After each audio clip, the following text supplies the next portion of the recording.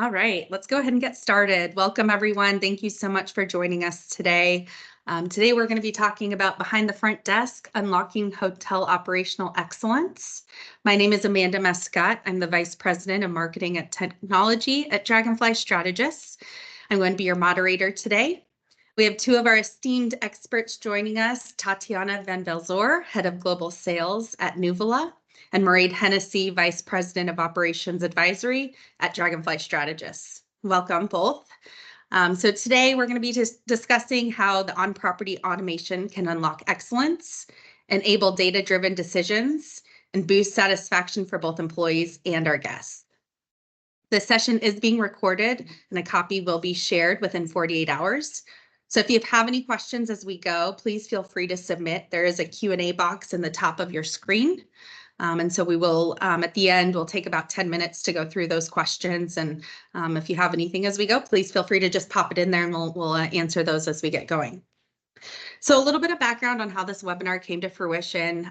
So when Tatiana and Mairead first met, their conversation about hotel operations and the market challenges out there was just incredibly insightful. And so I was sitting there listening and going, wow, we have to get this content in front of a broader audience. And just the thought leadership behind this was just excellent. So here we are. So I'll go ahead and get started. Tatiana and Mairead, do you want to go ahead and give a quick introduction to your backgrounds and experience in hospitality? Tatiana, do you want to go? Yeah. Yeah, I can go. So, well, first of all, thank you everyone for joining. So I've been in this industry all my life. I was born in a family of travel agents and airline employees, and then I went into hospitality, and I was a hotelier for about 15 years, running operations, mostly front office, but I've done pretty much every job there is to do in a hotel. And then I moved to the vendor side and joined Sabre about 11 years ago, going on 12. And when I first joined, I was a trainer for our core technology, which is Synexis, on the distribution side.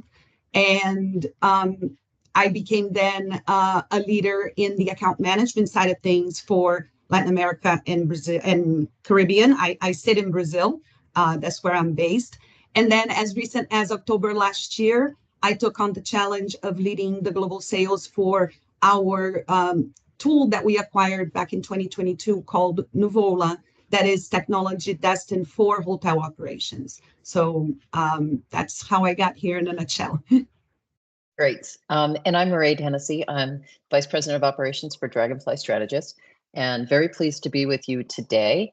I can tell you that my background is primarily in the hospitality world. I've grown up in the restaurant industry, and after that joined hotel operations for one of the brands. Spent a great amount of time with them, and have some varied background in everything from casinos to hotel operations. I've been a general manager for a number of years, and joined Dragonfly about 2 years ago. And at Dragonfly, I run the operations side of the business, which is really all about finding efficiencies and productivity in operations for our clients in hotels primarily. So really pleased to be with you today. Thanks. Thank you both. A lot of experience here, and sounds like kind of the whole spectrum of being on the hotel operations side on property. So looking forward to this discussion today. So let's go ahead and get started with our first question. So talking about labor, the big topic in the industry, with ongoing labor shortages, how can hotels attract and retain skilled staff? Yeah, I think this is a definite challenge that everyone faces in the hotel industry, maybe somewhat related to the pandemic, but just in general, I think staffing is one of the biggest challenges. I think the more that we can support our operations teams, the more efficient that they can be, the more that we remove obstacles from them to doing a good job at what they do, the better off we will be from a labor standpoint. So driving efficiencies and finding those opportunities is really, really super important. I agree. I think that when I look at the job market and how hospitality has operated there's still a bit of a challenge with the diversity portion of things. You'll still go to properties and, I think in 2024, we understand that having blue hair doesn't impair your ability to check someone in. But, I think that this new generation is going to demand a serious change in how we look at diversity, especially in the customer or the guest facing roles. And another big one, and coming back to efficiencies, is initiatives that are related to our environment, right? So there are technologies out there that can allow properties to go paper-free, for example, where you're really making an effort to speak to the generation that's coming and joining us in the market now, which are the Gen Zs, and they really need to know that they're working for brands and companies that care about the same things that they care about. So that's what I would say. I want to add to that, if I can, if you don't mind. One of the things that Nivola does for an operator is that it breaks down the barrier of communication because it's multi-language.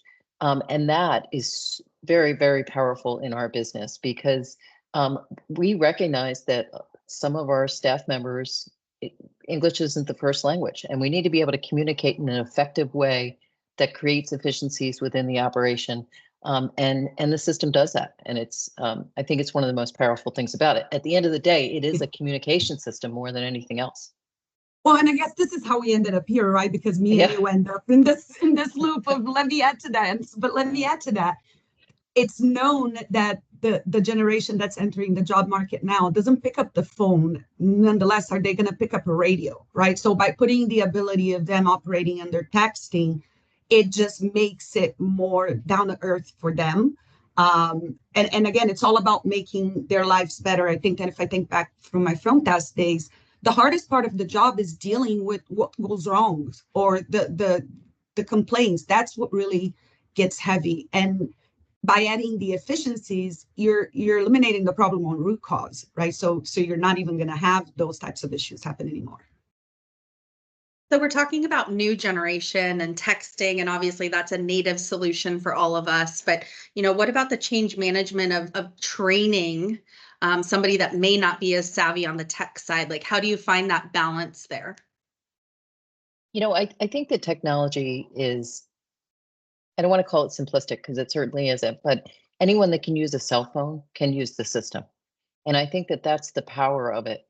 And I know that Dragonfly works very closely with change management with a lot of our clients. And what we hear from them on the front side is that they have a fear, or the management has a fear, that their staff isn't going to be able to use the system.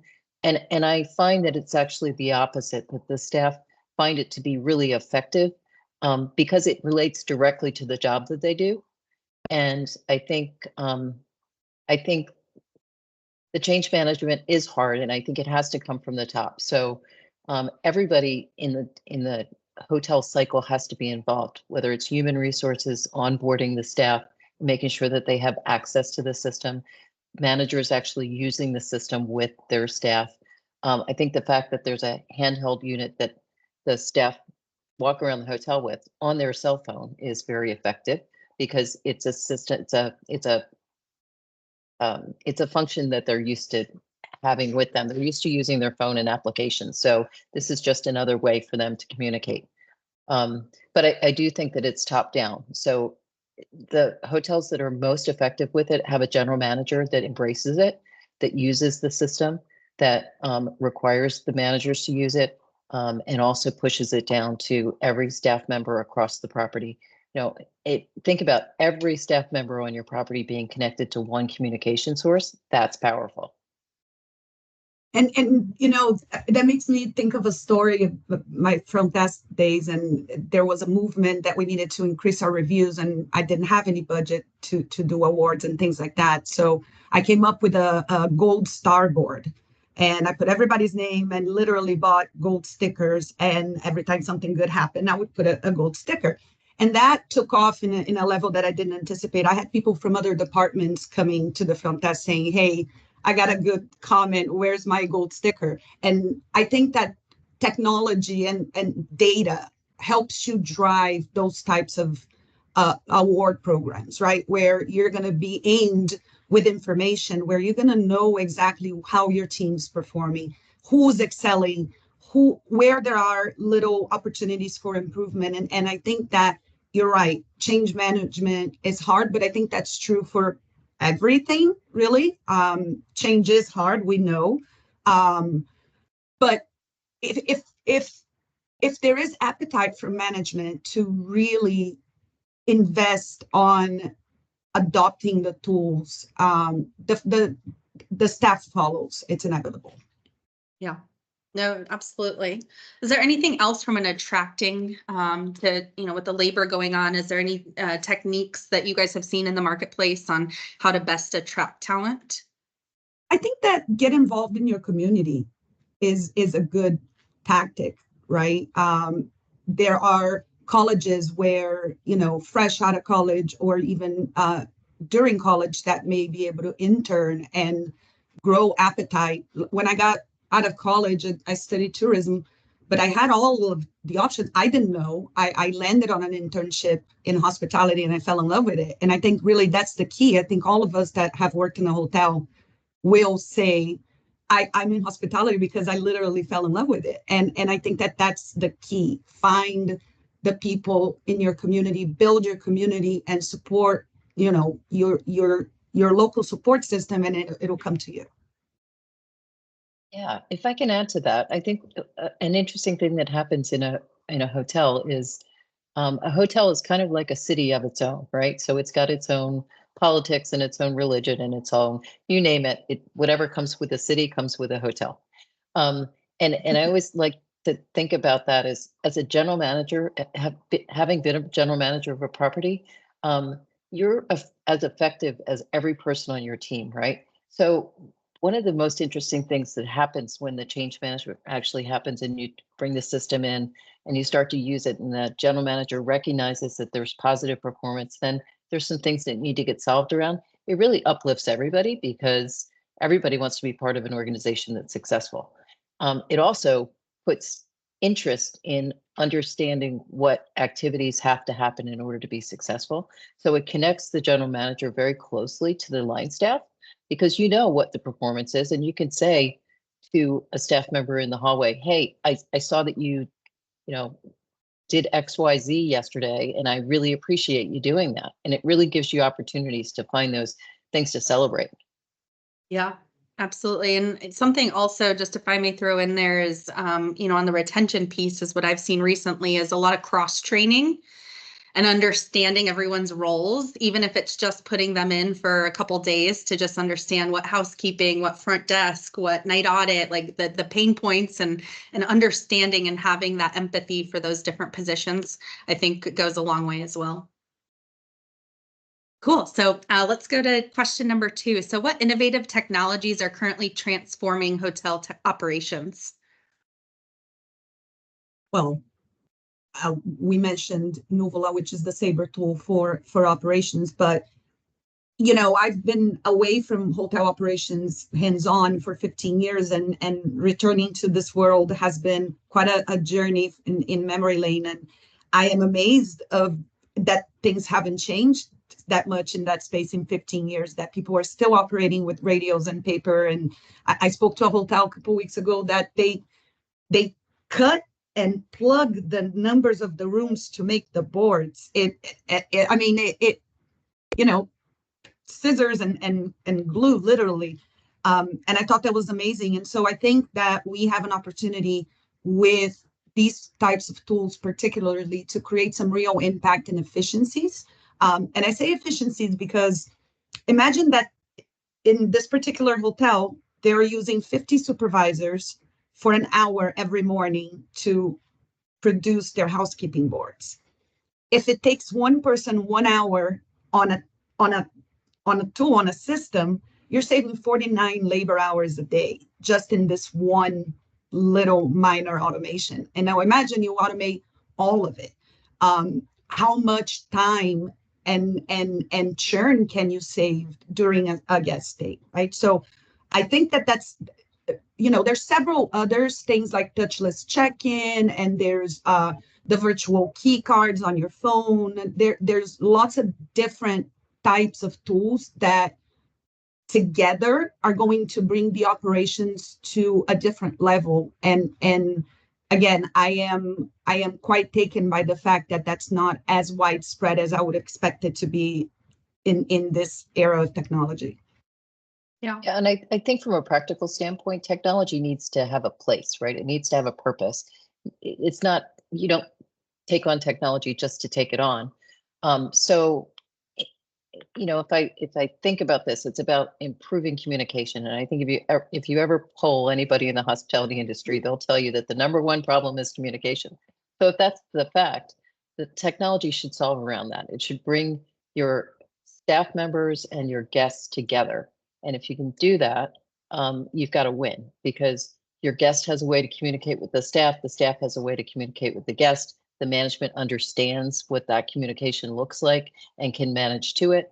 It gives you, to your point earlier, data points to be able to say, hey, we're successful, or we need to work on something. It also gives your ownership the opportunity to say, hey, I understand my business at a higher level because I've got the data to back it up. So I think it's finding those powerful technology tools like Nivola that help to manage the business on a day-to-day basis. Yeah, it's great. So how, talking about communication and the guest and employee interaction, how do you see guest expectations evolving around that? Not just communication, but just in general. What are you seeing in the marketplace right now?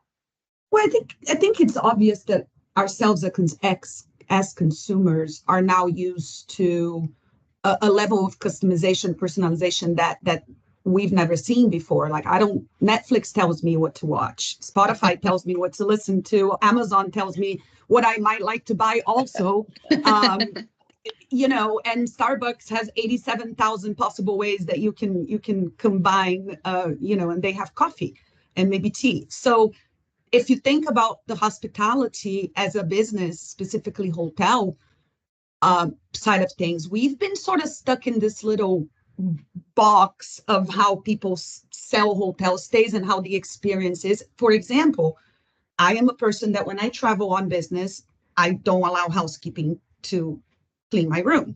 That's because I am a horrible traveler and my suitcase blows up in my room.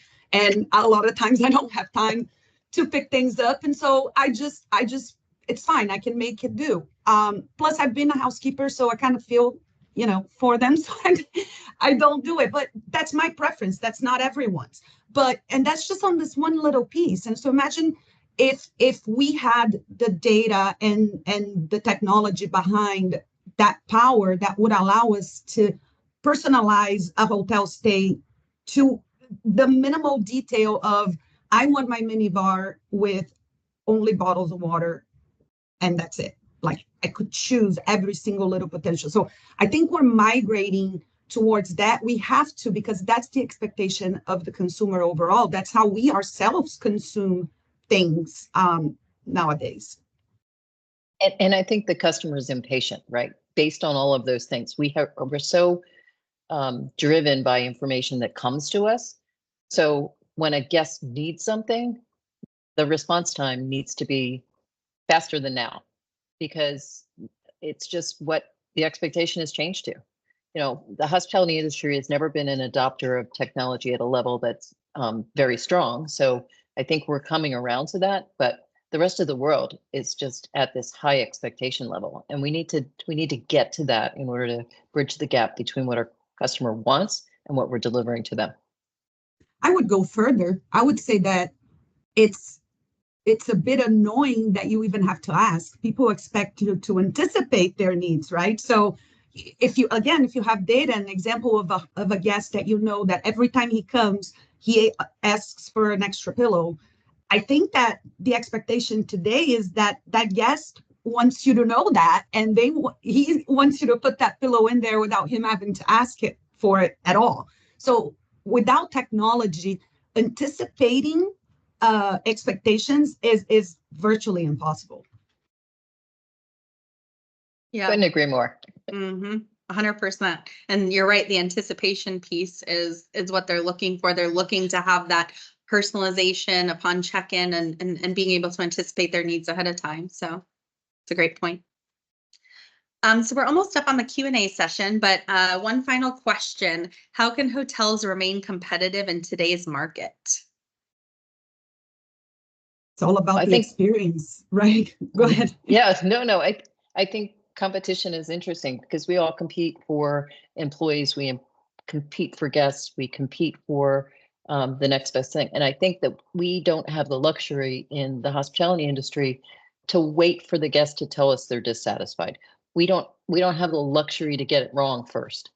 We need to be on the right side of it all the time. Because that's how we gain loyalty. That's how we gain trust with our customer or trust with our employee. It works both ways.